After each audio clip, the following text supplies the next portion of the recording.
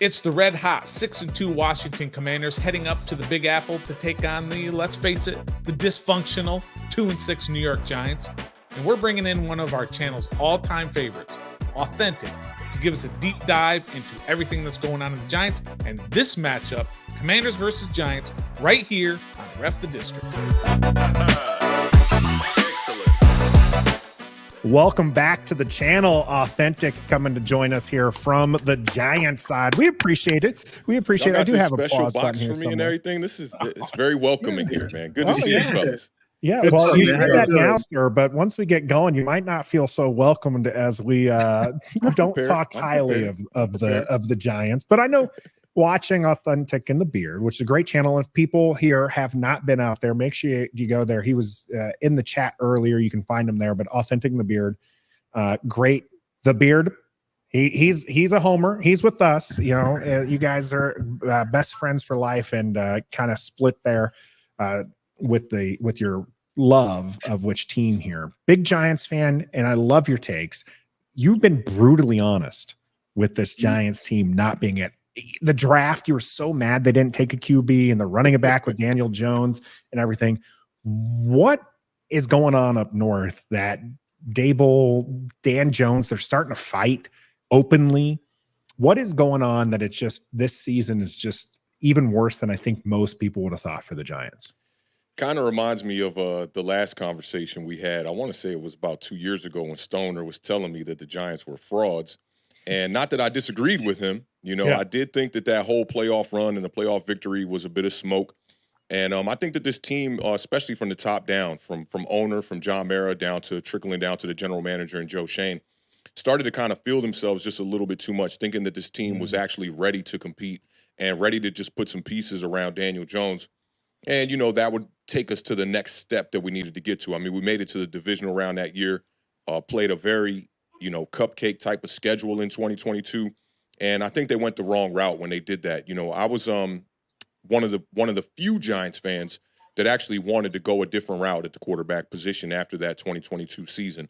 I thought it would have been a better move to go with a bridge quarterback and draft a quarterback in that upcoming draft, maybe a Baker Mayfield. I even thought Marcus Mariota at the time. I was very high on Marcus coming out of Atlanta, being a guy that I thought could run that 2022 version of the Brian Dable system. So I think they've just made some mistakes from top down, and now they're starting to kind of realize that. But I think you could really point at the general manager being 1 foot in, 1 foot out. He got here, and some of the first things he said was, we're going to compete for today but build for tomorrow.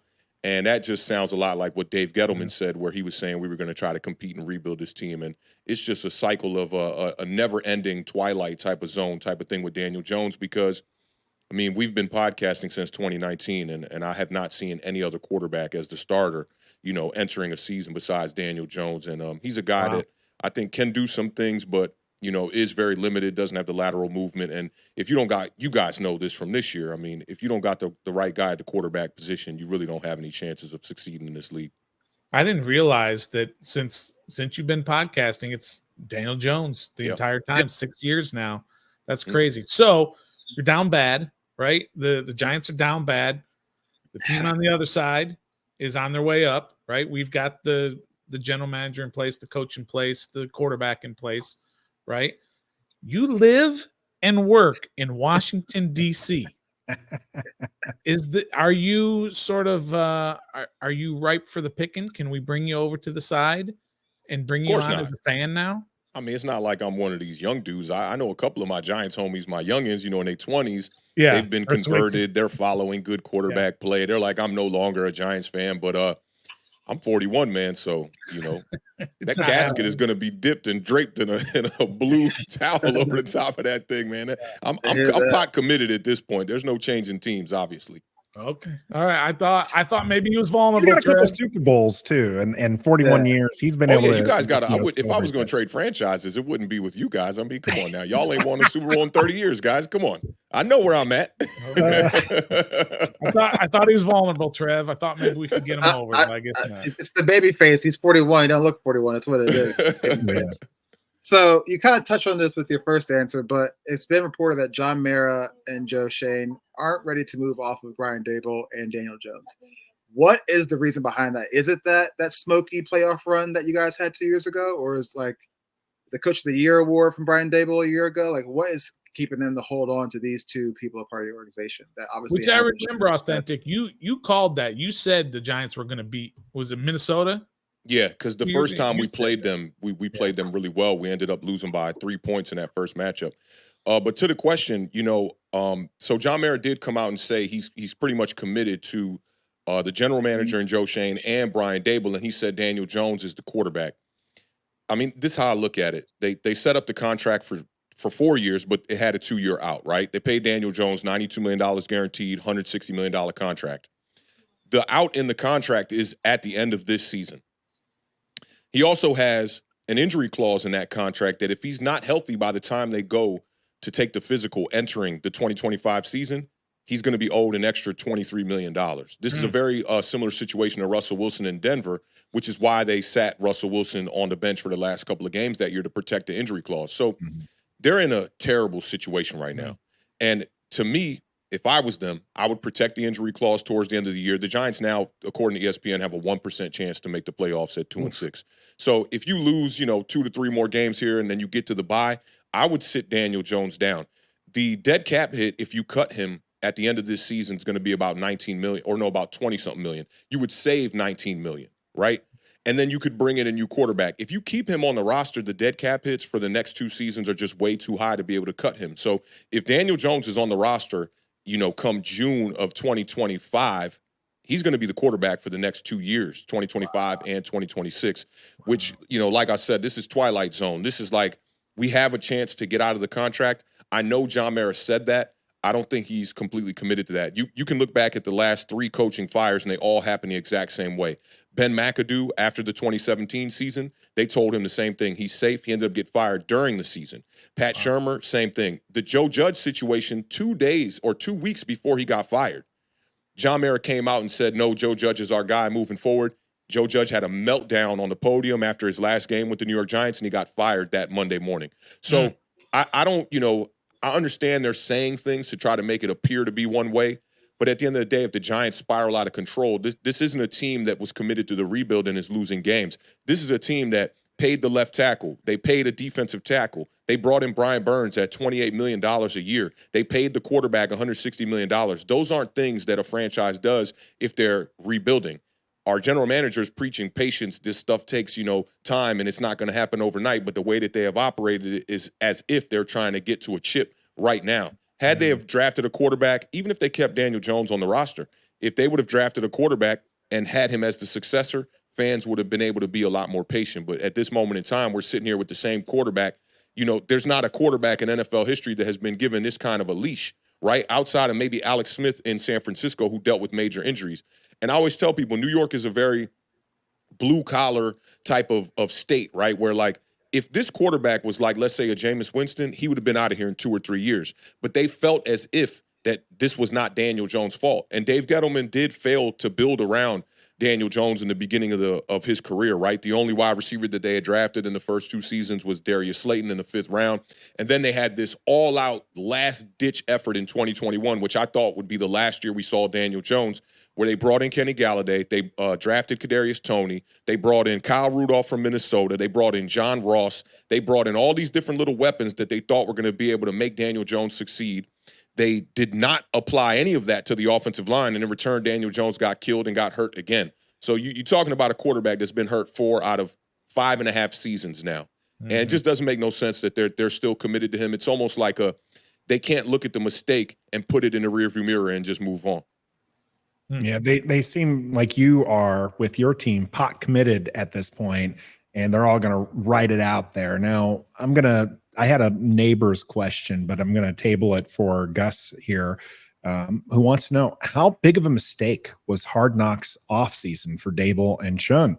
I feel bad that their mistakes have been magnified, burned by Saquon, going cheap on backup QB, no trade up for Jaden Daniels. Not that Adam Peters was ever going to let that happen. Right.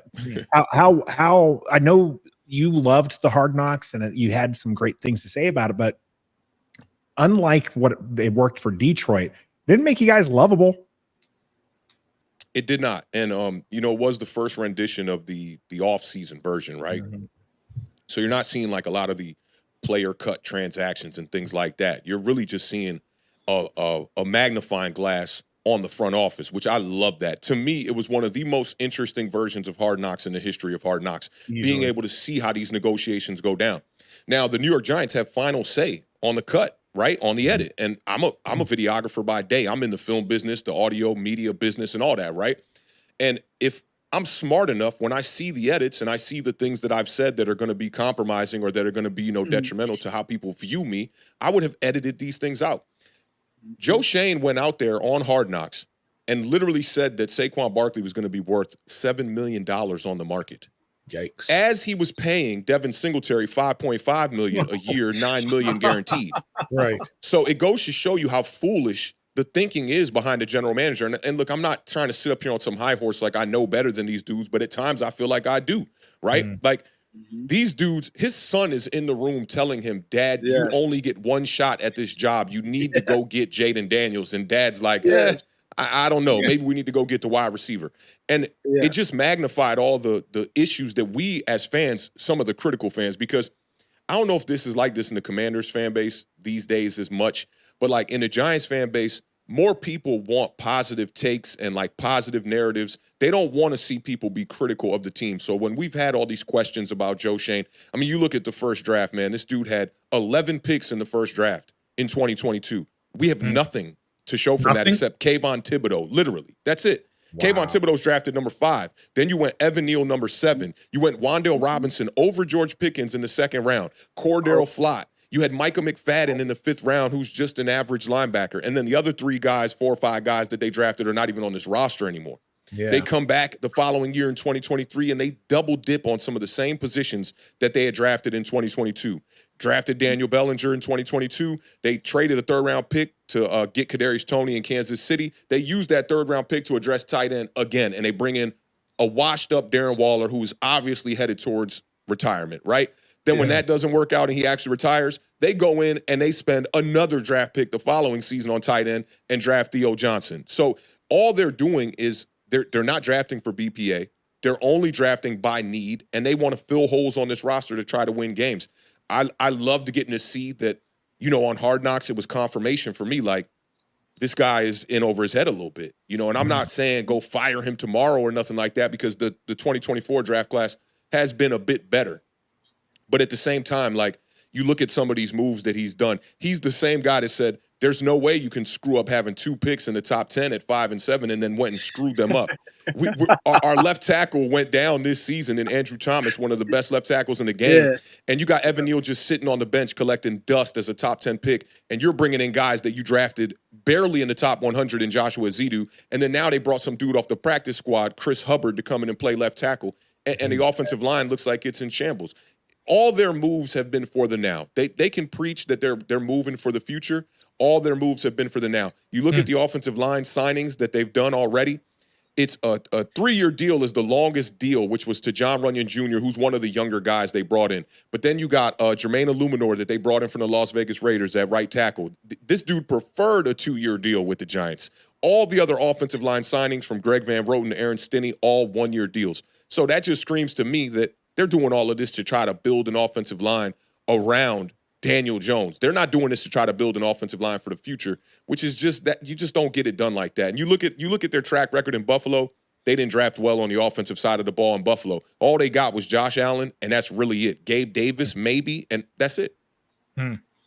Man, please don't fire Joe Shane after that. Yeah, I mean, he'll help you guys out for sure, man. Yeah. Keep them all. Keep Gable, Jones, Shane. Just run it back.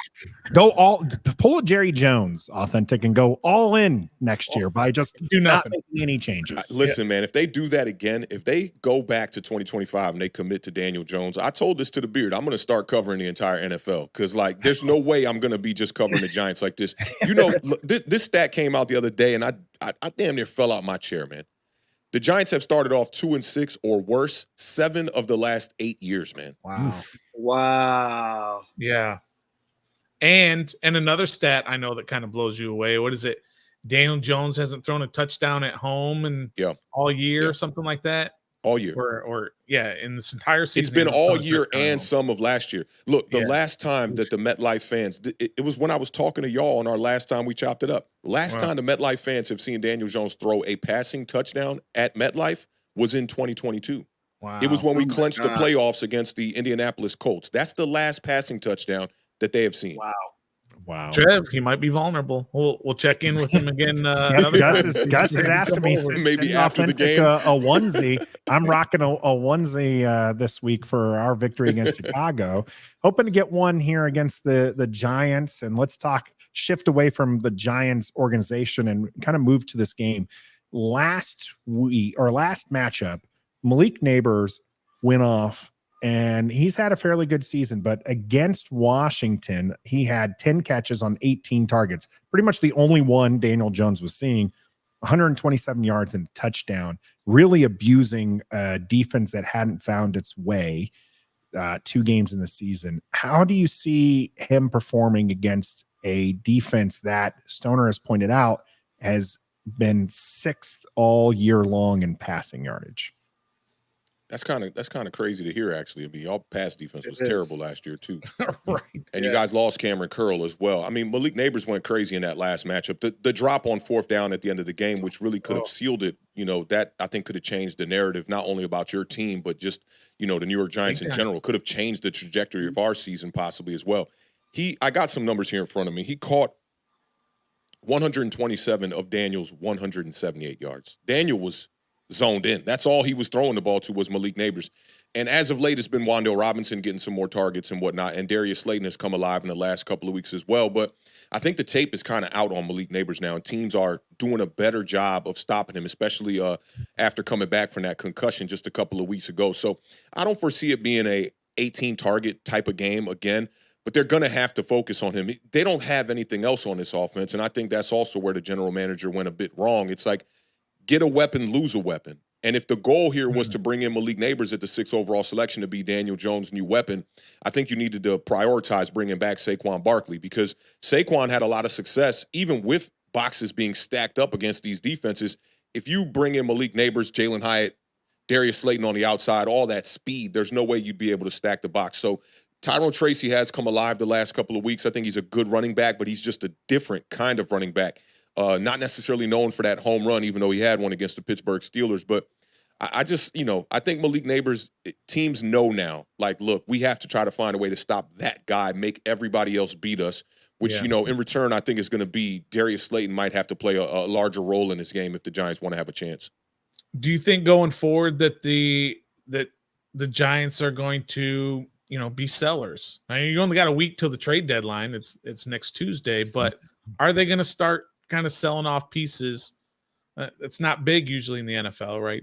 People don't usually do a whole lot of that, but you think they'll be sellers? I know they're not going to be buyers. They got enough. This is like a yard sale that you trying to clear some garbage out of the garage, but nobody really wants it, right?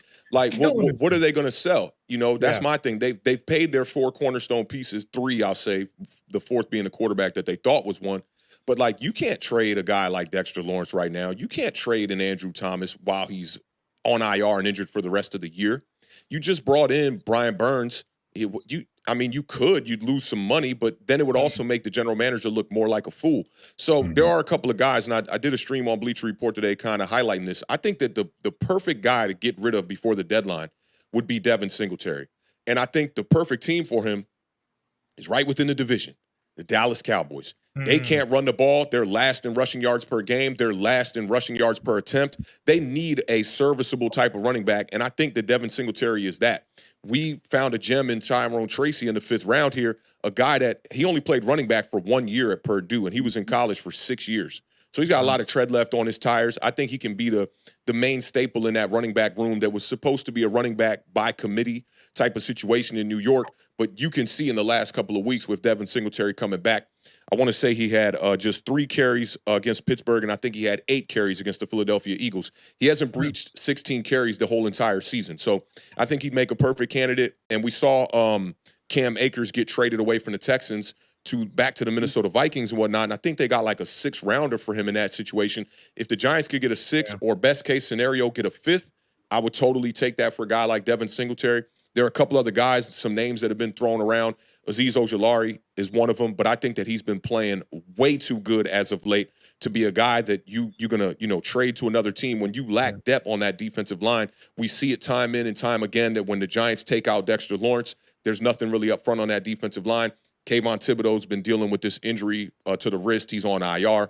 And if you don't have, a guy like Azeez Ojulari as a depth piece there, it gets really thin after that. We've got Timon Fox, and then, just a bunch of names you ain't going to know that I ain't going to know even. So Joe Schoen has had his issues with depth already, one of them being the offensive line. When he paid Daniels $60 million, he was banking on these two dudes that he drafted from North Carolina, Joshua Zito and Marcus McKeithen, to take that leap along with Evan Neal, which in return, by the time we got to week 5 against the Miami Dolphins, Daniel Jones is getting his head taken off. So, I think he's learned his lesson about depth. I wouldn't let go of Azeez Ojulari. And then there's Darius Slayton, who his contract is expiring. But, look at the way that Jalen Hyatt has been utilized this year. He has 1 reception on 8 targets on the entire season. So it's like, if you lose Darius Slayton, who's going to step up and fill that number 2 wide receiver position? That would maybe lean the New York Giants into not drafting a quarterback next year, which I'm not trying to see that. Even on a bad QB season, too. We'll get to that after Trev's in the thing here. So now that we're midway through the season, you guys are 2-6, we're 6-2, and both teams are starting to find out their identity. How do you see the New York Giants having a chance at shocking the world and upsetting us on Sunday? Considering the way that the first game went, right, I don't think it would necessarily be shocking if they won the game, right? I am looking at Washington as the favorite, right? Absolutely. You guys have been scoring a ton of points. You guys are number 2 in scoring. You're number 2 in the NFC right now. All the statistics lean y'all way. And the other thing is that Daniel Jones is playing at home. On the road, he's got all 6 of his touchdowns on the road. And at home, he's throwing all of his interceptions. So he's a very different quarterback in front of that MetLife crowd. Crazy. The passer rating goes from like 106 to 60 at home, on the road. Wild. Now, for you guys, I cover y'all team as well, too. And Jaden Daniels is dealing with a little bit of this as well, but in the opposite realm.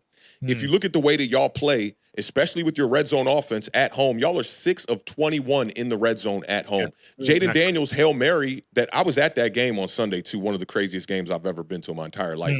But that was his 2nd passing touchdown at home this season, and you guys are 4-0 at home, right? So that says to me what? Well, Washington's kind of benefiting from playing a 4th-place schedule. That's not taking nothing away from what y'all have done this season. Love the moves with the new owner, new coach, new OC, new all of that. But I think what we got to keep our eyes on here is Cliff Kingsbury is succeeding in a way that a lot of people did not expect that to happen, right? And I got some numbers on Cliff that came from I want to say 3 or 4 years ago on my podcast that you guys, you should know about these numbers. So Cliff Kingsbury has been known to collapse as soon as it gets cold. Yeah, but the difference is this year is you guys have some good running backs over there. I love the pickup of Austin Eckler. Brian Robinson is a guy that I wanted to pair with Saquon Barkley since day one. But now you look at his collapses over the years, and this dates back over a decade.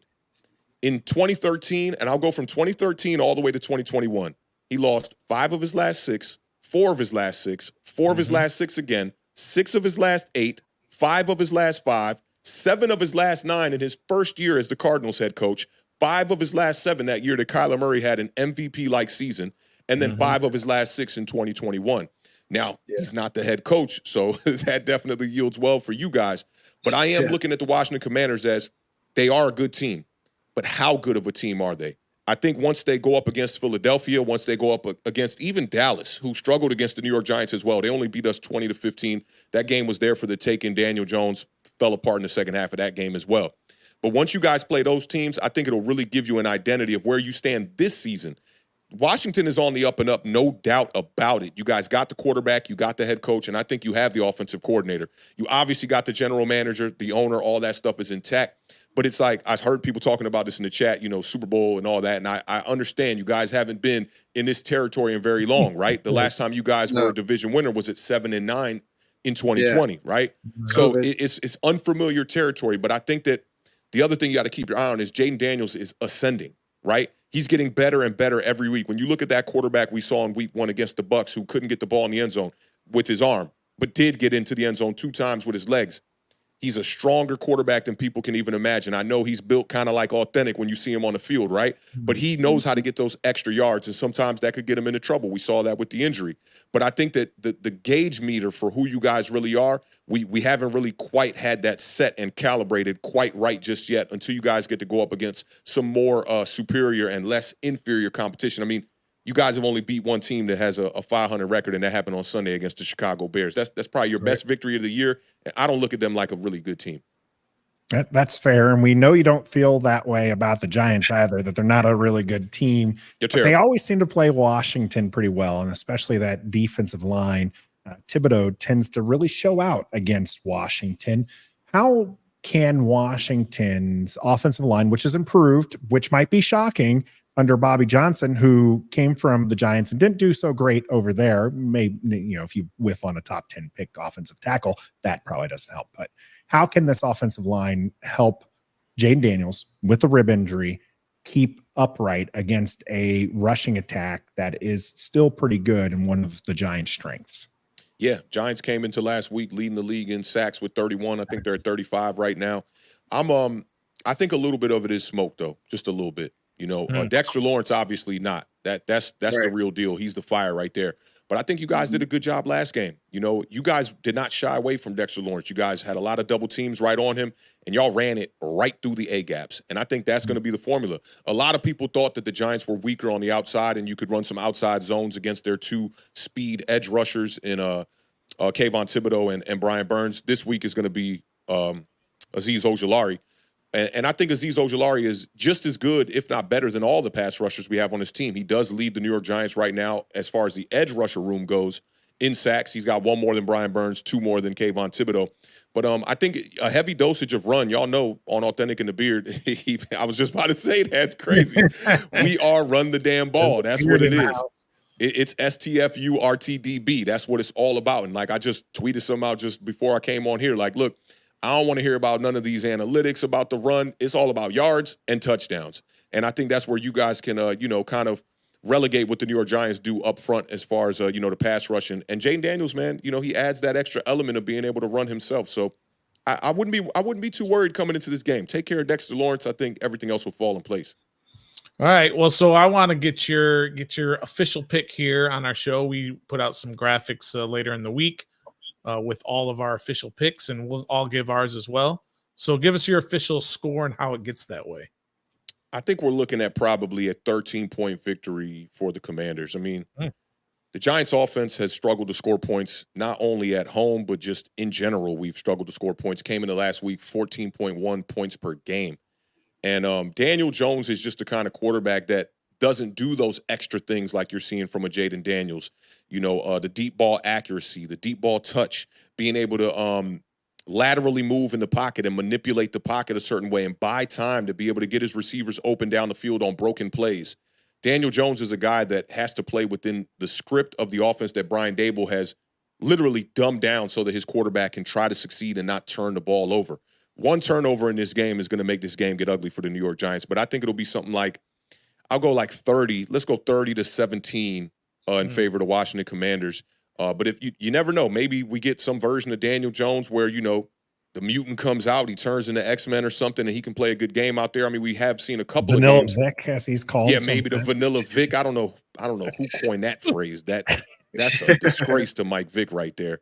But we'll see. I mean, he can be an efficient passer when he has time. So I think if the Giants want to have a chance, they got to protect Daniel Jones up front. But our defense has kept us in a lot of games, but it's a bend, don't break type of philosophy. And by the time we normally get to the end of the third quarter, that defense is pretty gassed out and looking at the other side of the ball like, can y'all help us out a little bit? You want me to give my prediction now, fellas, and then you guys give yours? Yeah. I'll give mine real quick, and I'll be up there at MetLife watching this game on Sunday, so I'll give a little rooting interest and a little push from my end. But I've always worried about these games coming off a big emotional type game and having that inevitable letdown. But I've worried about it a couple of times this year. I worried about it after the Cincinnati game when we went up to Cincinnati on Monday night and won that close game. And I said, well, they're going to have a letdown. Then they just went out to Arizona and smoked them. Then the Baltimore game, right? You have that close game. It was a big deal around here. and they ended up losing, but still I kind of thought a letdown. Then they went out and smoked Carolina the next week. And then, of course, you have this game last week against Chicago, which was obviously a franchise-altering win. That's what I said at the beginning of the show. So I am concerned about a letdown, but this team has not shown that they are vulnerable to being given a letdown game. So I'm going to stick with Washington as well, and I think it's going to be a convincing win finally, because a lot of things Awthentik said about Daniel Jones and at home and all those other things. And I like the score you gave, Awthentik, so I am going to go with Washington at 33-20. I think they will get some. I think the Giants will get some points, but 20, which is about what Washington has given up. They're giving up 20.9. So I'll go 33-20 Washington. All right, Trev, who do you got? I got Commanders 28-13. Good score. 28-13. I feel like the 30 might be a little bit too much. I kind of like 27. I agree with that. I'm going to stick in the 20s. I'm going to go 24-9, largely because of what you're talking about with them being bad at home. Washington's defense is really coming into its own lately, and I really feel like, as you mentioned, tape coming out on Nabers, being able to kind of contain him. Who's the other threat that they're going to have? Now, the running game would be a concern for me as that's coming on for the Giants, but I do think this defense is getting there. Now, the question is, will Washington be able to get into the end zone this time, unlike they did in week 2? So I'm going to go 24-9. That's my final pick with Washington. The good guys win. The Giants are 27th in the league in stopping the run, and Washington on offense is, of course, 3rd in rushing. That's where we got to run the ball. We're going to run RTDB all day. Yep, all day. Whatever it takes to win on Sunday. We appreciate Awthentik coming here. A lot of people are mentioning that you're a great guest, and you are. Absolutely. And Thank your you. counterpart, it might even be even better because he actually does wear the burgundy and gold. Yeah. He's here in the chat right now, letting people know. Go by, hang out with Awthentik and the Beard. They talk Thursday, NFC East. Fantastic group, well produced. Great knowledge, good breakdowns, and a fantastic show. So we appreciate Awthentik coming here. I can't let you leave, though, until we get Ted's comment up here, as he did, in fact, put down $10 for us here. And yes, Awthentik, I stole that from you. My kind of talk right here. Yeah, so Ted Lucas here. I'm a lifelong Commander fan and a lifelong Miami Hurricanes fan. My biggest fear is Cam Ward gets drafted by the Giants. There's no answer for him. He produces. You mentioned you cannot go into next season with Daniel Jones as your QB. This is not a strong QB draft as we're looking at it currently. How ecstatic would you be with Cam Ward? What would you give up to get Cam Ward if you're not number 1 overall? I'd give up my left foot for Cam Ward right now. Cam Ward is quarterback 1 in this draft. A lot of people have been saying Shedeur Sanders. I've been hip to Cam Ward for like 3 years, going on 4 years now. When he first got over there to Washington State, I love his skill set. Dynamic. He's a great runner. Keeps his eyes down the field. I mean, kind of like a Jaden Daniels in a way, but more of a the one thing I think that Cam Ward got to work on, though, because I can't give just all flowers. He's got to work on just like playing within time of the offense and just standing in the pocket. A lot of times he likes to back up. But, I mean, this dude's awareness is like literally on the level of a Patrick Mahomes. So people would say that about Caleb Williams, but I never really agreed with that. Cam Ward's the kind of guy that he sees and senses the pressure from every direction. He can make all the throws. He's got great velocity. I love how when he rolls out, he's not afraid to throw the ball back across his body, which a lot of coaches and, NFL fans across the country will tell you never throw across your body, but he does it and remains very accurate. I don't even think the wide receivers at Miami are too crazy like that right now. I like Restrepo. He's a really good wide receiver, but outside of that, there's not a ton of talent over there. That's the quarterback that I want. But, there's a little history in New York with, drafting African-American quarterbacks, which we have not done yet in the franchise. So we'll see. That is yet to be seen yet if they will do that. And there are a couple of other teams that might have a worse record than the Giants that get first dibs on at the top. Carolina again might be picking up that way and try to their hand at it. Well, for our sake, if Cam Ward turns out to be good, I hope he doesn't go to the Giants. Unfortunately, you think about how the NFC East would be with Jaden Daniels and Cam Ward. That would be amazing. And then Dak Prescott's like kind of on his way out. I'm a decent fan of Jalen Hurts. I think he's a pretty good quarterback. Had a really good game this past week too. Yeah, it'll be good to see the NFC East coming back in force, as long as Washington is on top, of course. Yes. I want to thank Ted here again with the $10 donation.